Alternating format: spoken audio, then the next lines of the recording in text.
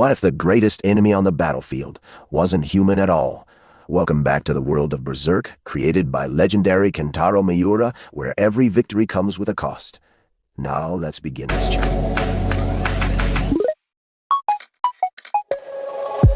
We are shown a scene where Griffith is riding his horse and looking at a small girl, and he says whether you want to come or not is your decision. You already know how to fight. You know how to fight or not. But then Casca's childhood face appears, and we realize she is seeing all of this in a dream because she is currently unconscious. Casca regains consciousness and finds herself lying naked on the ground with cloth covering her body, and Guts is sitting at the entrance of the cave watching her. And seeing this makes Casca feel a bit soft. Guts tells her that by luck they survived falling into the river because the fall was from such a height that surviving was almost impossible, and this cave is near the river where they stopped. Casca responds, "River?" Guts then says, "Don't you even remember this? Have you forgotten everything while fighting the blue whale? Had you lost your balance on the ground, he would have easily defeated you. Then I killed him, and we barely survived from drowning in the river." Guts continues saying you should still rest because your fever is not gone yet. And as Casca slowly gets up and realizes she is naked, she gets shocked, and Guts explains he had no other choice because she was completely wet, freezing, and had a high fever. Casca suddenly punches Guts hard on his face, and Guts says, "Why are you making that face? That punch hurt a lot. I saved you, and in return you hit me this hard." Casca angrily throws her armor at him and starts hitting him, even tries to kick him, and Guts says, "Stop it. I saved your life. Can't you act normal? I saved you, and this is what you do, stupid girl." Guts says, "If I hadn't swum in the river wearing full armor, you would have died. I struggled so much to save you, and you didn't even say thank you once. Instead, you're throwing knives and swords at me. If you weren't a girl, I would have broken your jaw right there." Hearing this, Casca remembers what the blue whale had said, that women are weak, useless in battle, and can't fight men, and that she got her commander rank by going to Griffith's bedroom. Guts angrily says, "You get mad over small things, you become irritated. If this continues, how will you be ready for war? That's why people say women are not made for battle." And hearing this, Casca starts crying and says she never wanted to be born a girl. Guts asks, "Why are you crying now?" And Casca tries to hit him again, but he stops her, saying, "Sorry, maybe I hurt you." But Casca is still angry and keeps trying to attack him. Guts then says, "Will you calm down or not? Why are you acting like a foolish girl? Don't force me to get rough. End this here." And he grabs her tightly, making it hard for her to breathe. Casca signals him to let go, and Guts releases her. She takes a breath of relief. And Guts tells her again to rest and gives her his armor, saying it's warm because he was wearing it.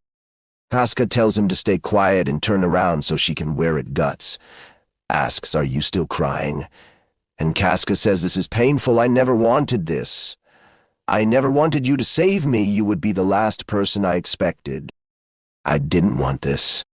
Guts asks, "Do you really hate me that much?" And Casca thinks maybe I shouldn't have been saved. Then Guts changes the topic and asks, "Why did you join Band of the Hawk?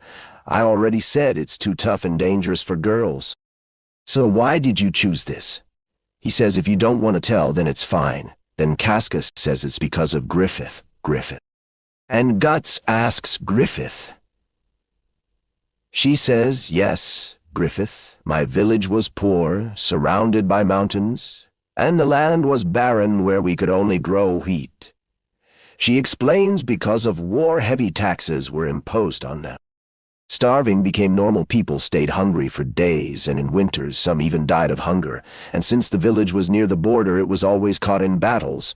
Soldiers would come destroy everything, and then they would watch helplessly from behind the mountains.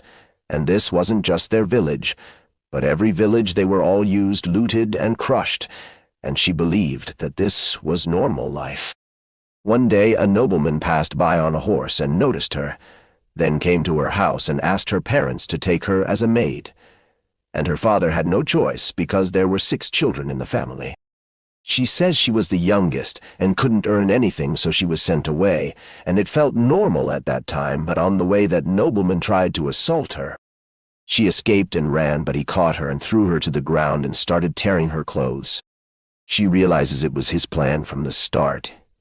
He was not human, but like a monster. And at that moment she sees a sword and a man on a horse, shining like silver, like an angel descending on earth. He says, "Do people born in nobility think they are chosen by God?" And she feels like a divine being has appeared.